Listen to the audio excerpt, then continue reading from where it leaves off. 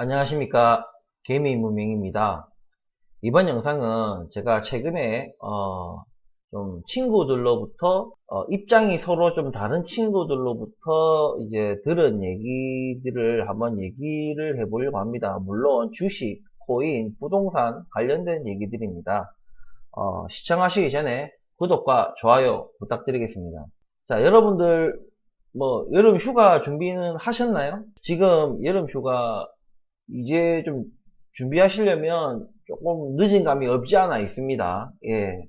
왜냐면 저희는 4월부터 준비를 했는데도 그때도 막 그 예약 잡기가 굉장히 어려웠어요. 그러니까 우리 여럿이 이제 또 여럿이 또 가려고 하다 보니까 날짜가 다른 분들도 가고 싶어 하는 날짜랑 이렇게 겹치다 보니까 아무래도 그날은 인기가 많고 그래서 아마 좀 더 잡기가 힘들었지 않나 그렇게 생각이 됩니다.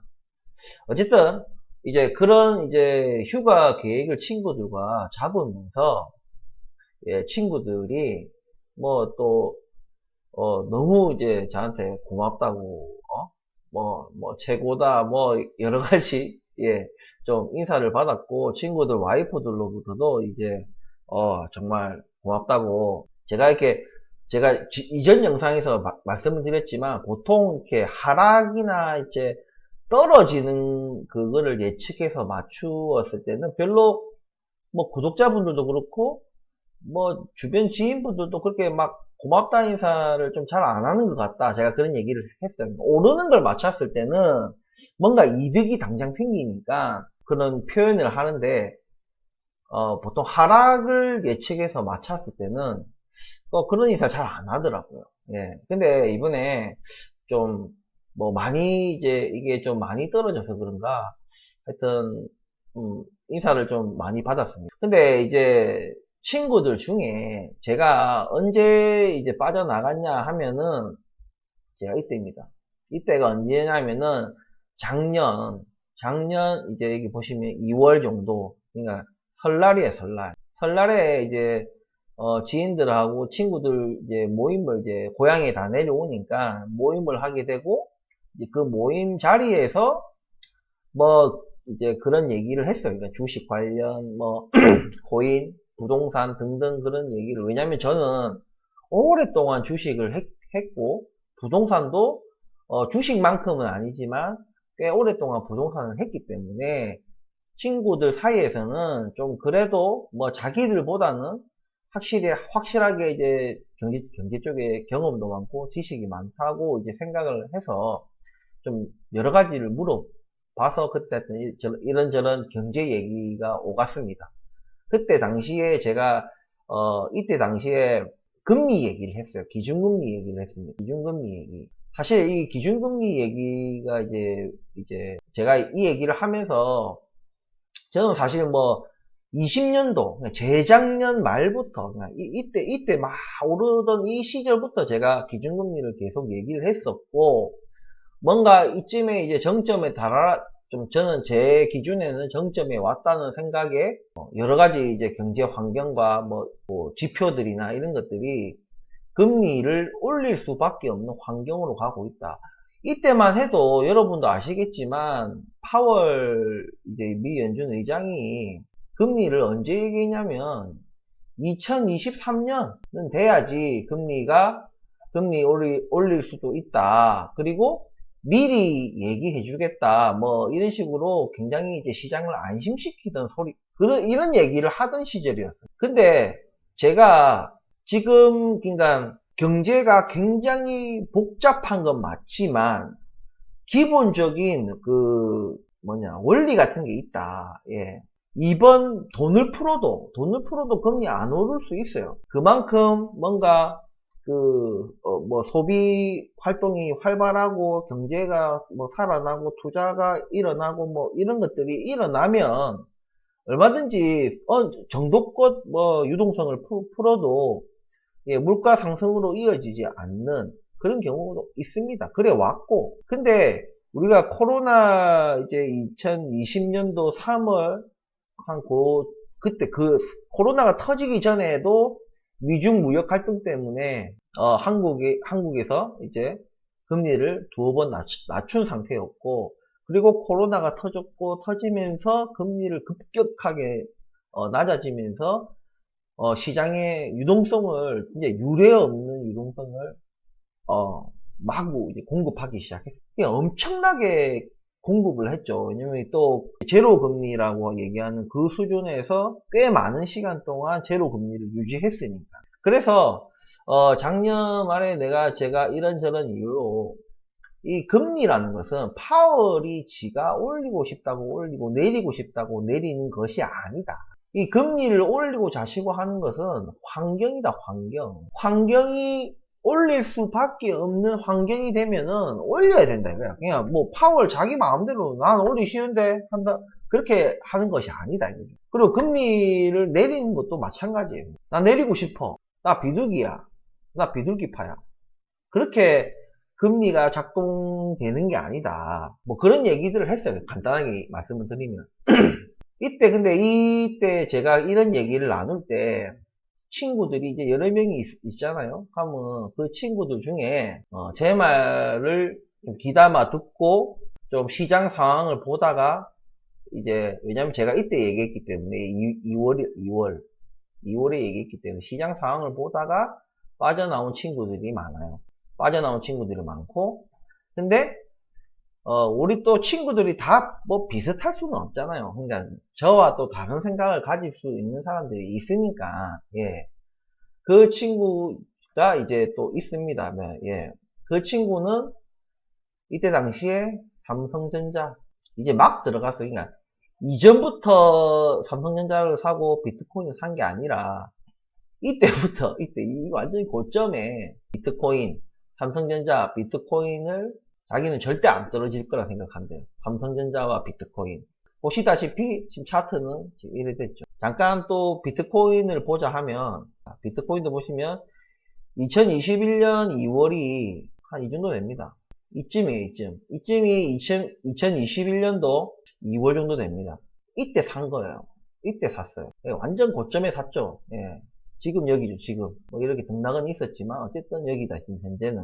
예. 지금, 요런 상태인데, 이 친구들이 이제, 솔직히, 이게 비트코인과 주식은 그나마 정리하기가 쉽지 않습니까? 근데 부동산 같은 경우에는 굉장히 어려워요. 이거는 솔직히 부동산 같은 경우에 제가 팔아라고 얘기는 하고 있지만, 제가 팔아라고 이제 그 영상에 올렸을 때 제가 말씀드렸지만, 1주택자들은 사실 정리하기가 알아도, 그러니까 떨어지는 걸 알아도 부동산은 1주택자, 특히 1주택자들은 정리하기 힘들어요. 예. 자가주택 살다가 예? 자기 집을 팔았다는 것은 뭐 전세나 월세를 간다는 얘기인데 예. 이게 쉬운 일이 아니거든요. 절대로. 그런데 그 또 이제 아까 이제 삼성전자랑 비트코인 이런 이제 내가 팔아라 할 때 산 사람이 있는 반면에 그런 코인이나 뭐 똑같은 비트코인이나 똑같은 삼성전자는 아니지만 어쨌든 다른 자기가 들고 있던 주식을 정리한 친구가 있는 거예요. 정리한 친구가 있고 근데 그 정리한 친구들 중에서 소수는 부동산까지 이제 전세로 옮긴 거예요. 근데 이 친구가 사실 부동산이 지금 왜냐면 제가 이전 영상에도 말씀드렸지만 눈에 띄지 않아요. 주식이나 비트코인이나 이런 것처럼 수치와 정확한 넘버링이 되어 있지 않기 때문에 그러니까 지금 뭐 완전히 가격이 뭐 전체적으로 이만큼 떨어졌다라고 뭔가 얘기하기가 굉장히 어렵지 않습니까? 뭐 지역마다 다르고 아파트마다 다르고 뭐 입지마다 다르고 하기 때문에 그래서 이런 얘기를 전혀 좀 안 해오다가 이 소수인 이 친구들이 부동산까지 이제 전세로 팔고 전세로 바꿨어요. 이 친구들이 최근에 이제 자기가 팔았던 가격 훨씬 아래로 떨어진 거예요. 지금도 자기가 지금 산다 해도 한 3억 정도는 세이브 했다 하더라고요. 그러니까 자기가 지금 현재 자기 팔았던 아파트 있잖아요. 동호수가 있을 거 아닙니까? 자기 아파트, 어차피 자기 아파트 내에서 비교하는 거니까. 자기 아파트, 그거를, 자기가 지금 내가 만약에 사도 자기가 팔았던 가격과 비교하면은 3억이나 싸게 지금 살 수 있다고 하더라. 지금 당장 사도. 근데 거기다가 플러스로 내고까지 생각을 한다면 3억 이상, 한 3억, 3.5억이나 한 4억까지도 세이브 한다고 얘기를 하더라고요. 그래서 근데도 지금 자기 살 생각 없다 하더라고. 내보고 이제 김이 오면 언제 살까? 근데 내가 나는 아직은 살 생각 없다. 뭐 그런 얘기를 했어요. 그러니까 이 친구랑 이때 정리 안 했던 친구랑 주식도 코인도 부동산도 정리 안 하고 아직까지 가지고 있는 친구랑 또 주식 코인만 정리한 친구, 부동산은 그대로 들고 있는 친구, 그리고 주식 코인 부동산 다 정리한 친구, 저 같은 사람이죠. 저는 팔고 이제 이때 한 2000 코스피 한 2,500, 600대 이제 슬슬 조금씩 이제 사들이기 시작한 거예요. 저는 어쨌든 이런 친구 이 희비가 엇갈리는 거예요. 완전히. 이 친구는 조금 뭔가 지금 여름 휴가 친구들끼리 놀러 가는 것도 굉장히 소극적이에요. 요즘에 물가도 오르고 이렇게 해서 또 우리가 관련 날짜가 다들 가고 싶어 하는 날짜다 보니까 또 숙박비도 비싸고 뭐 유류비도 이제 차 끌고 이제 거기까지 와야 되니까 또 좀 가까우면 좋은데 좀 너무 거리가 있다든지 하면 또 유류비도 부담되고 그러면 뭐 여름 휴가 한 2박 3일 갔다 오려면은 돈이 어마어마한 거예요. 그 돈이 적은 돈이 아닌 거예요. 그 돈이 부담스러운 것 같아요. 근데 이 친구들은 막 뭔가 적극적이야. 얘는 소극적이고. 이게 지금 이렇게 희비가 엇갈리는 거예요. 얘들은 중요한 거는 말을 안 해요. 그러니까 지금 부동산 말하고 싶지 않겠죠, 당연히. 자기들은 이제 뭐라 해야죠, 좀 물려있대야 되나?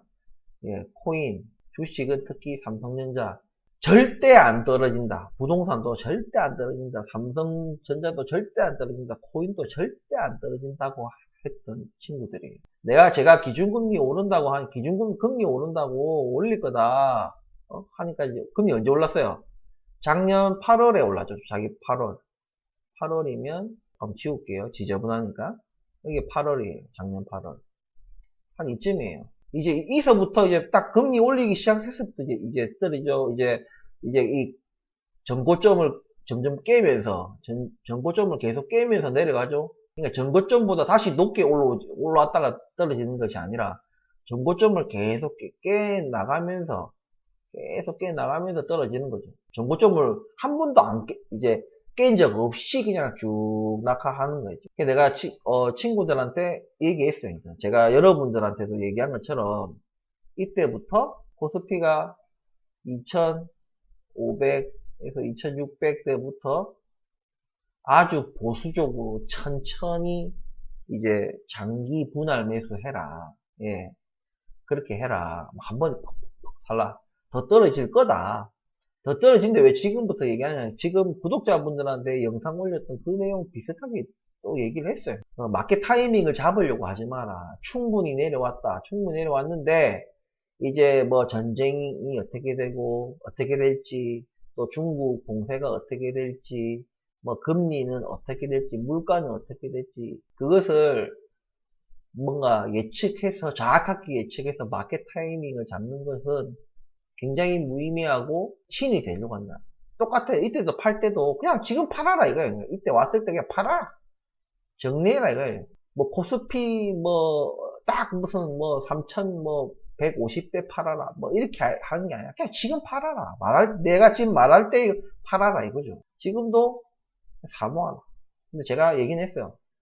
더 떨어질 확률이 있다. 확률이 있지만 또 떨어지면 기분 좋게 더 분할 매수해 나가면 된다라고 제가 얘기를 했어요. 그리고 묻어둬라 이거죠. 그리고 현금이 여윳돈이 조금씩 생길 때마다 다시 사모하라. 그런 얘기들을 했습니다.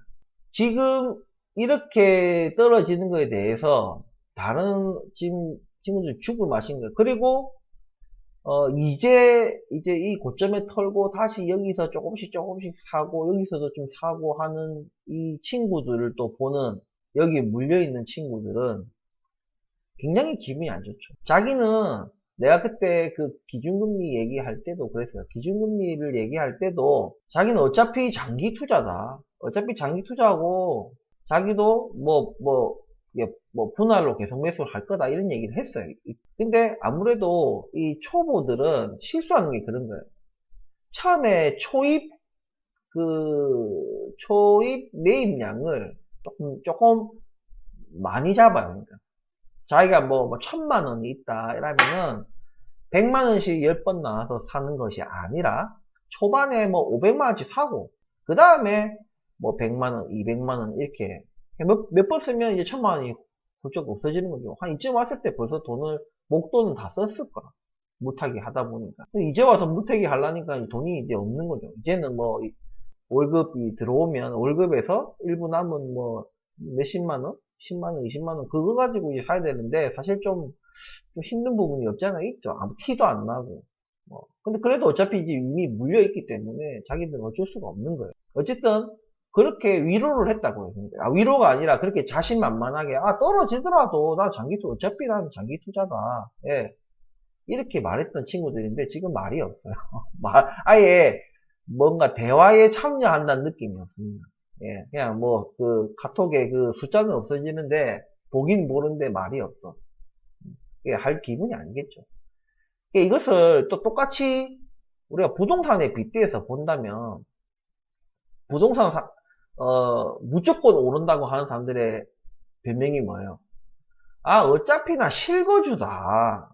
어차피 실거주기 때문에 떨어져도 상관없다라고 얘기를 합니다. 근데 실제로 진짜 떨어지잖아요. 이렇게 코인이나 주식만큼 이렇게 진짜 가시적으로 떨어지잖아요. 그렇지 않아요. 자, 자기가 9억에 샀어. 한 11억까지 올랐다가 지금 9.5억이나 한 10억 해. 근데 사실 안 팔려, 이 가격은. 말만 하면 지금 8억 후반대나 8억 후반대에도 살 수 있는 지금 그런 시장 환경이에요. 아직은 부동산이 그렇게 뭔가 명확하게 지금 뭔가 폭락이다 하락이다라는 어떤 그런 게 논하기는 조금 이른 감이 있지만, 예. 어쨌든 지금 이 11억 하던 정말 장밋빛 인생을 뭔가 나한테 주는 듯한 그런 호가들은 이제 사라진 거예요. 이거 사라진 거예요. 이게 더 절실하게 와닿기 위해서는 자기가 매물을 내놔보면 알아요. 매물을 시장에 내놔보면 얼마나 지금 시장이 안 좋고 안 팔리는지 바로 느껴봅니다. 그냥 네이버 매물로 그냥 호가가 얼마네, 실거래가가 한 개 떴네, 이게 중요한 게 아니라 실제 매물을 내놔보면 얼마나 지금 시장이 혹독한지, 안 살려고 하는지, 얼마나 내가 생각하는 금액과 매수자들이 생각하는 금액이 얼마나 이 갭이 큰지를, 예. 정말 진짜 돈이 급한 사람들이라든지 어쩔 수 없이 팔아야 된다든지 이자가 굉장히 부담스럽다든지 이렇게 팔아야 되는 사람들은 꼭 팔아야 되는데 가격이 도저히 아무리 떨어뜨려 2천만원, 2천만원, 3천만원, 5천만원 이렇게 떨어뜨려 가지고는 아무도 안 사는 거예요. 연락조차 안 와. 최소 억 단위 그러니까 부동산 그 가격마다 좀 다르겠지만 상대적으로 다 다르겠지만 최소 1억 안팎은 기본적으로는 움직여야 전화가 올랑말랑 이런 거예요. 그러니까 실제 매물을 내놔보면 이걸 바로 알 수 있다는 거예요. 근데 과연 이 친구가 9억에 샀다가 지금 말처럼 11억 갔다가 이게 지금도 8억 후반이면 살 수 있다. 8억 중후반이면 살 수 있다. 근데 이게 더 떨어져 7억, 6억까지 떨어진다 칩시다. 그러면 나중에 자기는 계속 지 말대로라면 실거주니까 계속 살 거 아니에요. 자기는 빚 연락 갚아가면서 9억이 지돈도 아니고 대부분이 은행 빚인데 금리는 또 이 6억이 됐을 때쯤에는 금리가 지금 8억 후반 9억 8, 9억 하던 이때랑 또 금리가 달라요. 금리가 그만큼 부담되게 올랐기 때문에 지금 아파트 값이 6억이 됐다는 얘기거든요. 그러면 지는 변동금리에 의해 가지고 더 많은 이제 이자를 내야 되고 더 힘들어지겠죠. 월급쟁이니까. 근데 안 그래도 자기는 그 빚 갚는 거에 허덕허덕 하면서 이 생활이 말이 아닌데 생활 수준이 이제 확 떨어지는 거죠. 삶의 질이 떨어지는 거예요.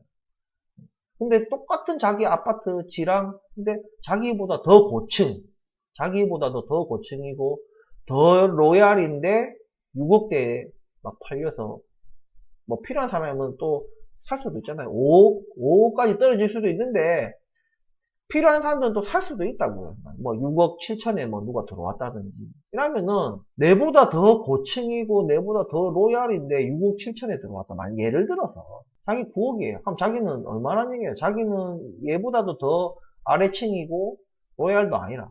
그럼 자기는 띠끗해봐야 뭐 6억 초반이나 5억 후반이 돼야지 팔 수 있는 그런 가치의 아파트인 거예요. 그러니까 벌써부터 이 9억과 이 5, 6억 하는 여기서 갭이 얼마 손실이 얼마 생깁니까? 벌써 3, 4억이 손실이 생기고 플러스로 자기가 이게 수년간 냈던 이자들 그리고 자기는 또 비쌀 때 뭔가 했기 취득세 같은 거 이런 것들이 굉장히 힘들게 합니다. 삶이 아니에요. 실거주라고 그냥 예? 자기 합리화는 그냥 누군가를 만났을 때 예? 자기가 안 떠벌렸으면 상관없는데 이때 9억에 사가지고 막 10억으로 오르고 11억으로 오를 때 여기저기 막 떠벌리고 댕겼을 거 아닙니까? 얼마에 9억에 샀는데 지금 벌써 11억이다. 이러면서 떠벌리고 다녔기 때문에 자기가 얼마에 샀는지 주변 사람들이 다 아니까 그 사람들도 아예 안 만날 수는 없어. 피하겠지만 또 나가야 되는 자리에 또 나가. 그러면 사람들 만나서 하는 소리가 뭐 우리 뭐 실거주랑 상관없다 이런 식으로 이제 거드름 피는 거죠. 그냥 괜찮은 척하고. 근데 아무리 그렇게 나불나불거려도 친구들이 그냥 얼굴에 다 보이는 거예요. 힘들어 보이는 거예요. 부동산만 힘든 게 아니라 거기다가 예? 삼성전자도 지금 죽 쓰고 있고 코인은 뭐 그냥 거의 나락이고 거의 나락가고 있고. 제가 이런 말씀을 오늘 드리는 이거 그거예요. 주식은 그냥 주식과 코인은 그나마 동작이 빨라. 그리고 정말 좀 실력이 조금 있다면은 무슨 말이냐면 실력이 있다면은 만회할 수 있는 기회가 있어요. 왜냐면 한 번도 안 쉬고 쭉 이렇게 떨어지는 게 아니에요. 지금도 이제 이거는 비록 코스피지만 어쨌든 이렇게 떨어져서 내가 여기서 샀어. 여기서 샀다 하더라도 쭉 떨어졌을 때 내가 여기 샀지만은 많이 떨어졌어. 씨 짜지 않았어. 근데 살짝 반등을 줘. 이때 팔아요. 이때 팔고 다시 떨어져. 여기 다시 사. 고점 저점에 딱딱 정확하게는 못 사도 예? 한 5% 안팎에서 예, 충분히 대응할 수 있는 것들이 있습니다. 무슨 말인지 알겠죠? 비록 내가 고점에 샀더라도 예? 그 손실을 만회할 수 있는 그게 좀 있다는 얘기죠. 여기 샀다가 쭉 여기서 팔았다가 다시 쭉 떨어지면 여기서 또 사요. 이 어디쯤에서인가 사. 그럼 또 다시 뭐 오르고 내리고 해. 오르고 내리고 하다가 파는 거야 적당히. 여기보다는 높은 데서 조금 팔아. 또 쭉 떨어져. 그럼 또 사. 이렇게 뭔가 대응하면서 좀 그 손실을 만회할 수 있는 기회가 있다는 얘기입니다. 근데 부동산은 그렇지가 않아요. 그냥 쭉 떨어집니다. 그냥 이런 게 없어요. 그러니까 부동산은 대신에 뭐 굉장히 느려요. 주식과 코인보다는 느리게 쭉 떨어지는 거예요. 한 번도 이렇게 뭐 반등 같은 거 없습니다. 그냥 쭉 떨어지는 거예요. 그냥 눈 뜨고 코 베이는 그냥 알면서도 당하는 겁니다. 이게 미치고 환장하고 콜짝 뛰는 일이죠. 부동산은 시간이 그러니까 매일매일 매달을 봐서는 올랐는지 내렸는지 잘 모르겠어.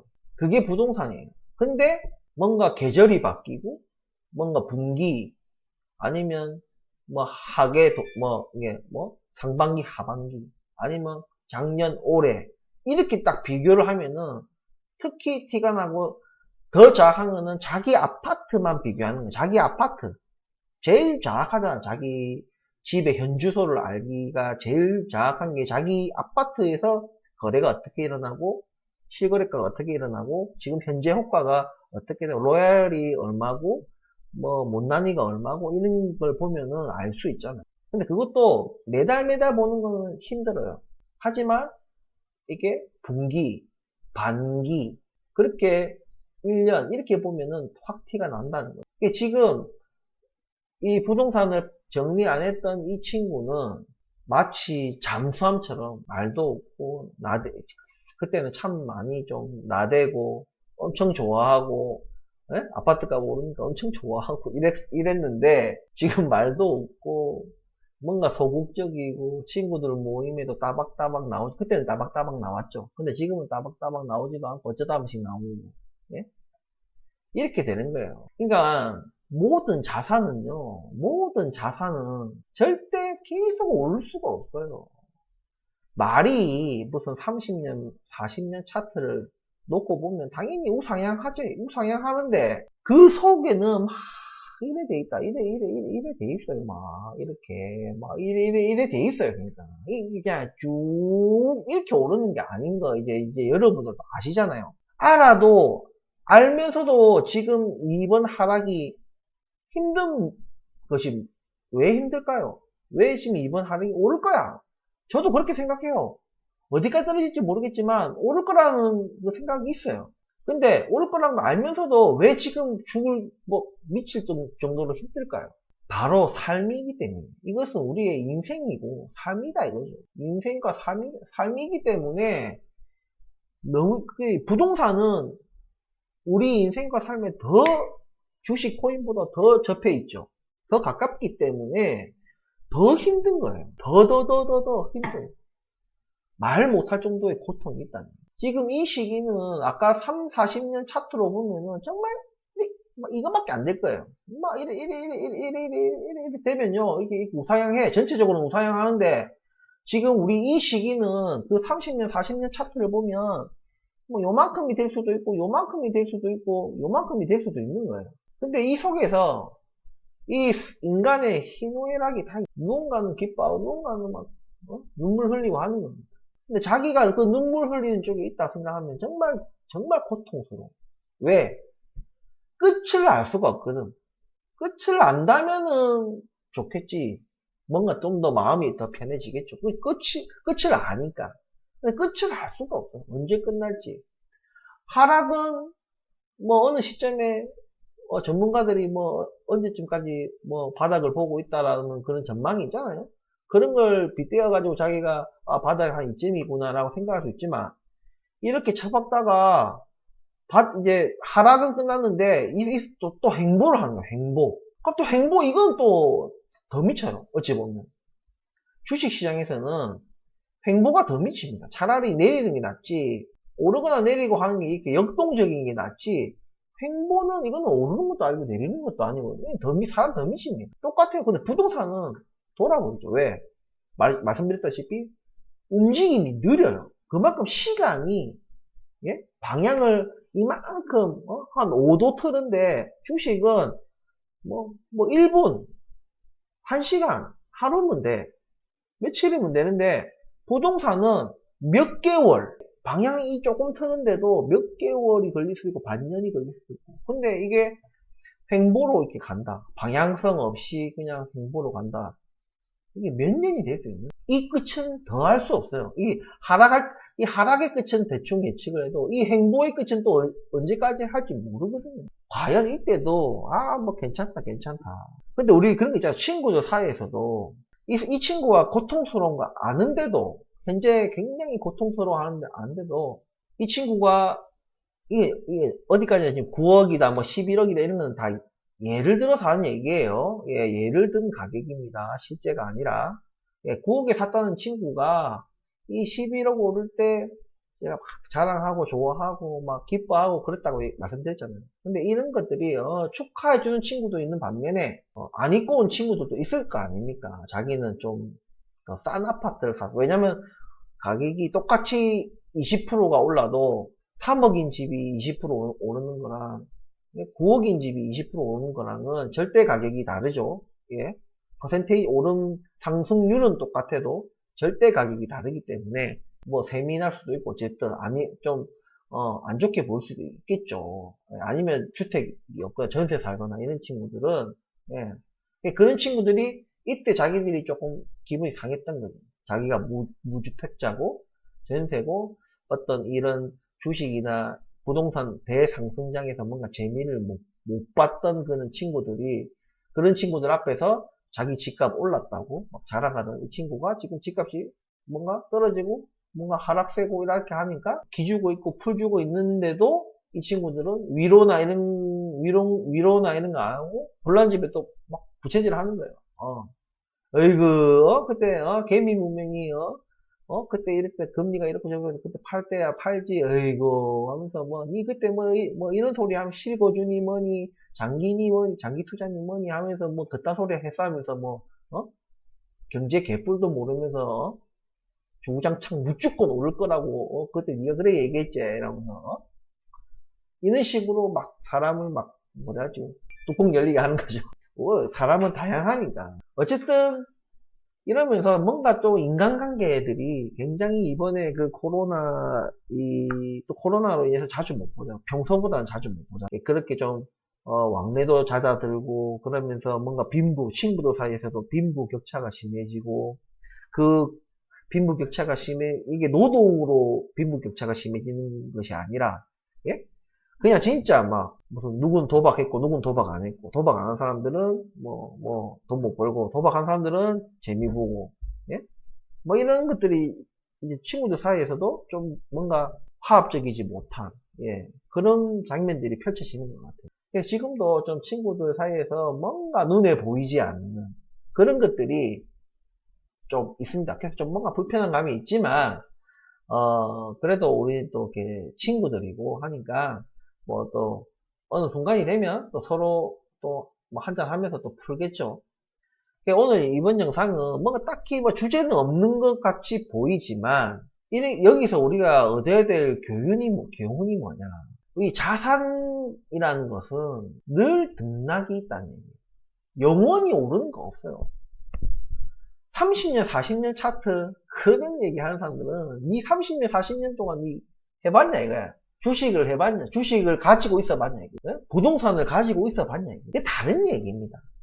전혀 다른 얘기예요. 해보지도 않아놓고, 3, 40년 차트가 이랬기 때문에, 아무 문제 없다. 중간에 이렇게 떨어져도 아무 문제 없다라고 그렇게 쉽게 얘기하지 말란 얘기예요. 떨어질 때는 시간이 정말 하루가 1년 같아요. 이런 얘기를 하는 사람들은 경제를 모르고 실전을 모르는 거예요. 지금 아직까지도 부동산이 이렇게 떨어지고 있는데도 오른다고, 뭐 꿈틀거린다고, 뭐 그런 하면서 뭐 언론사들도 있고, 주변에도 뭐 그런 사람들 있죠. 예, 뭐 당연히 유주택자들이겠죠. 예.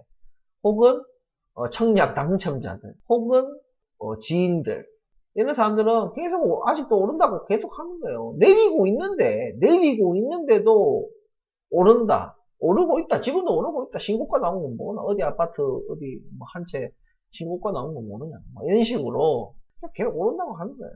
근데 자기가 이런 말을 내뱉는 사람들은 더 곤란해져요. 왜냐면 자기가 그렇게 말을 뱉었잖아. 말을 뱉었기 때문에 나중에 정말 이거는 뭐 빼박인 거, 이거는 뭐 폭락이라고 누가 말해도 이거는 아무리 내가 현실 부정을 하고 싶어도 현실 부정할 여지가 없을 정도로 부동산 가격이 하락했을 때는 자기가 그렇게 떠들어댔기 때문에 또 돌려받는 거예요. 주변 사람들로부터 해가지고. 놀림도 당하고. 물론 그런 사람 또 놀리면 안 되겠지만, 왜냐면 반대로 자기가 아파트 값이 오르고 이럴 때 했던 행동들과 말과 행동들, 그 언행들이 그렇지 못한 상대방에게 어떻게 작용이 될지 자기 생각하지 안 했던 거죠. 자기 자랑하기 바빴고, 의시되기 바빴고, 사실 개뿔도 없고, 자기 삶의 수준에는 아무 변화도 없는데, 그냥 혼자 마음의 부자가 된 거라, 그냥. 고가 올라가는 거 보고. 그때 자기가 여러 가지 자랑하면서 내뱉는 말들 중에는 상대방에게 비수를 꽂는 상처가 되는 말들도 있을 수 있다는 얘기. 그걸 돌려받는 거예요. 어찌됐든 간에 이런 자산 가격이 오르고 내리고 하는 것은 지극히 정상적이다. 금리는 제가 분명히 말씀드리지만 물가를 무조건 잡아야 돼요. 물가냐 경기 침체냐, 무조건 물가부터 잡아야 돼. 물가를 잡아야지. 물가 잡는 과정에서 당연히 경기 침체가 옵니다. 근데 물가를 먼저 잡고 나서 경기 침체가 오더라도 경기를 살릴 수가 있어요. 물가도 못 잡고 금리는 계속 올리는데 물가는 못 잡고 경기 침체가 또 그 사이 와버려. 그게 스태그플레이션이잖아요. 물가도 못 잡고 뭐 그 상태에서 경기 침체가 와버리고, 이게 스태그플레이션인데, 이러면 더 골 때려요. 그러면 더 경기를 살리기가 힘듭니다. 물가는 무조건 물가부터 먼저 때리 잡아야 됩니다. 이건 진리야, 진리. 그 금융정책 당국자들 이런 사람들은 국민들이 뭔가 이제 뭔가 충격이나 그런 것 때문에 말을 조심할 뿐이에요. 말을 조심할 뿐이지 시장이 놀랄까봐 조심할 뿐이지 연착륙 이런 거 안 됩니다. 연착륙 할 수가 없어요. 연착륙을 하려면 언제 했어야 되느냐, 금리 인상을. 좀 거만해 보일 수도 있지만 제가 말했을 때 이때부터 그러니까 20년 그러니까 2월 21년도 초부터 전 세계가 지금같이 금리를 착착착착 올렸다면 지금 같은 물가 이런 인플레이션이 없었을 것이다. 저는 그렇게 생각해요.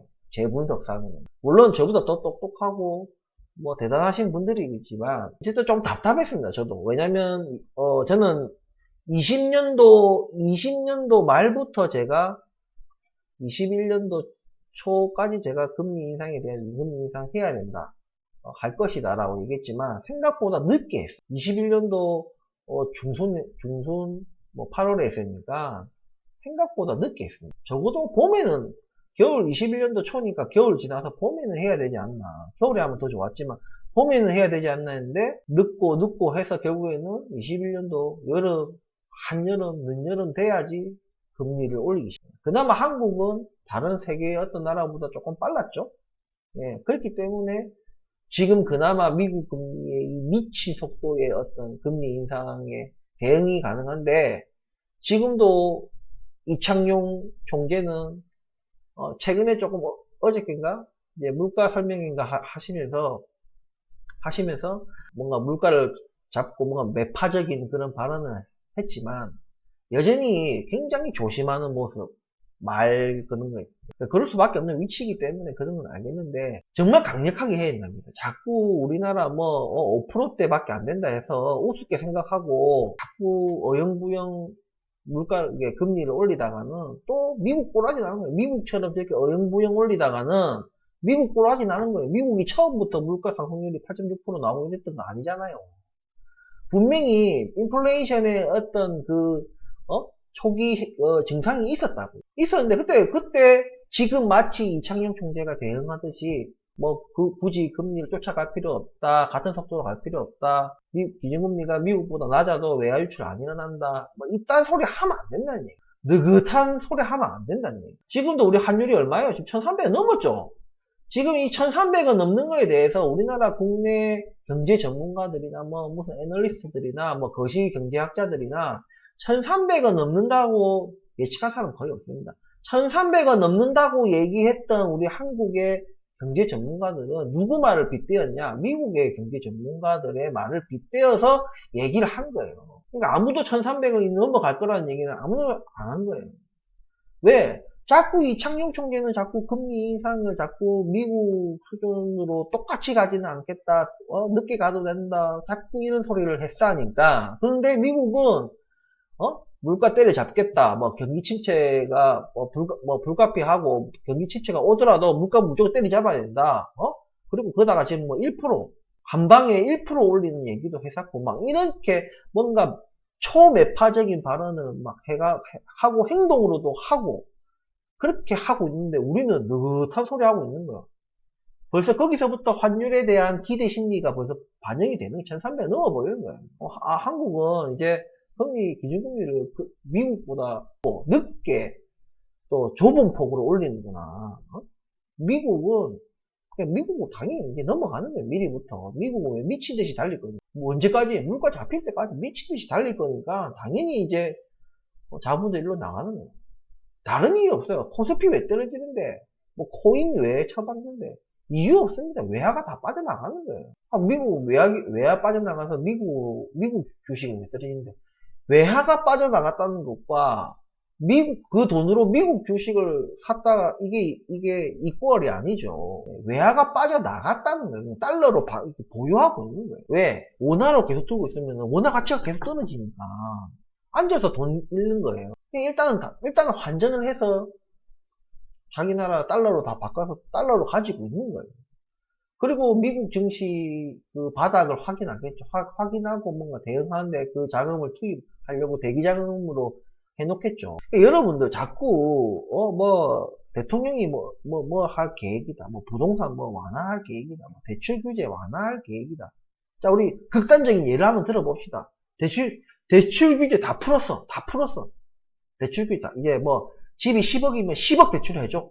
근데 금리가 50%야. 그러니까 극단적으로 예를 들게요. 여러분들 감당할 수 있어요?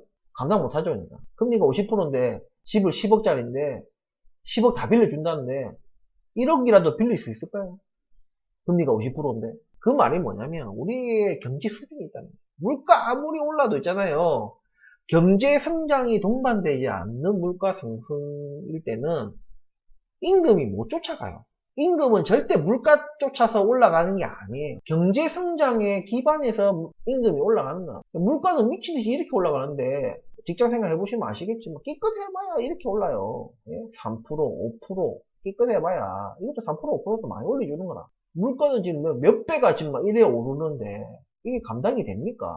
그리고 아파트 뭐 빚만 갚을 거라 밥도 먹어야지, 애들 학원도 보내야지, 예?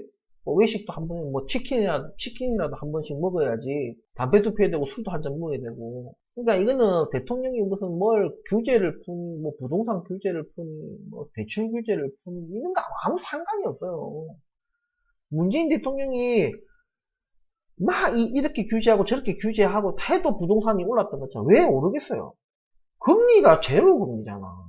돈을 마구 풀잖아요. 그때는 뭘로 막으려 해도 못 막아.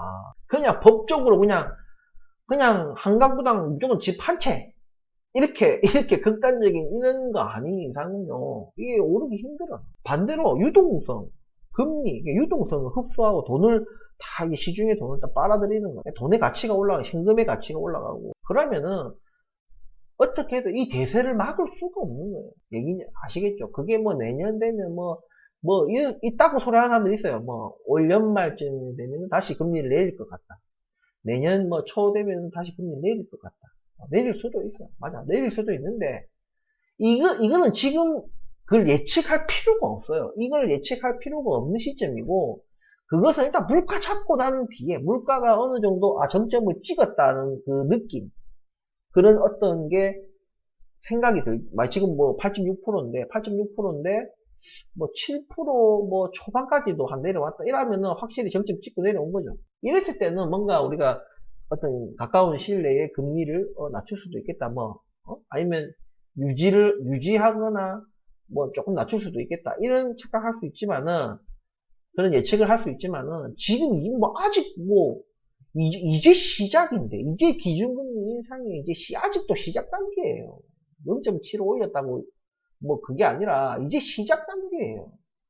이제 시작인데 무슨 금리를 내릴 것이다. 언제 이번 연말에 내릴 것이다. 내년 초에 내릴 것이다. 이런 예측은 필요가 없는 거예요. 이런 말을 왜 자꾸 하겠어요? 집값 떨어지면 안 되는 그것을 바라는 사람들, 기득권들, 그런 사람들이 언론사들이나 이런 사람들이 자꾸 이런 얘기 하는 거예요. 지금 계속 집값은 떨어지고 있는데 꿈틀거리니 무슨 재건축이 꿈틀거리니 가격이 들썩들썩하니 이런 기사들을 자꾸 내놓는 이유가 그런 거예요. 국민들에게 경각심을 일으키는 그런 기사보다 이런 기사들을 자꾸 내놓는 겁니다. 조심해야 되는 거예요. 세상은 여러분 편이 아닙니다. 여러분이 스스로 그 속에서 팩트와 의견을 구분해서 정보를 선택 취합을 잘해서 자기만의 분석을 해야 된다는 거죠. 자꾸 남 얘기, 언론들이 자꾸 끌어가는 그런 분위기에 휩쓸리면 안 된다는 얘기입니다. 아무튼 오늘 좀 주식, 코인, 부동산 이런 거에서 전반적인 금리 이런 얘기들을 저번 시간에 이어서 얘기를 했어요. 물론 제가 이런 영상 올리면 개별 종목에 대한 분석 영상보다는 조회수도 안 올라가고 알아요. 하지만 다만 그 몇 분이라도 뭔가 그분의 손실을 줄일 수 있고 또 다른 좋은 기회가 왔을 때 다시 뭔가 자기 자산을 불려나갈 수 있는 기회가 그 몇 분들에게 생기는 것도, 그것을 위해서만, 그런 목적만으로도 내가 이걸 한다 해도 나쁘지 않은 것 같아요. 지금 이제 현재 구독자나 조회수를 제가 이걸 돈 벌려고 하겠어요. 아무튼 제가 친구들을 구해냈듯이 결과론적인 얘기지만 어쨌든 구해냈듯이 예, 우리 구독자분들도 기회와 손실을 줄일 수 있는 그런 것을 같이 공유하고자 하는 것입니다. 부동산도 자산이에요. 결국에는 주식 코인만 지금 떨어진다고 부동산은 괜찮아라고 이렇게 있으면 안 되시는 겁니다. 분명히 말씀드려요. 아무튼 오늘 영상은 여기까지 하고 마치도록 하겠습니다. 또 다른 영상으로 찾아뵙겠습니다. 구독과 좋아요 부탁드리겠습니다.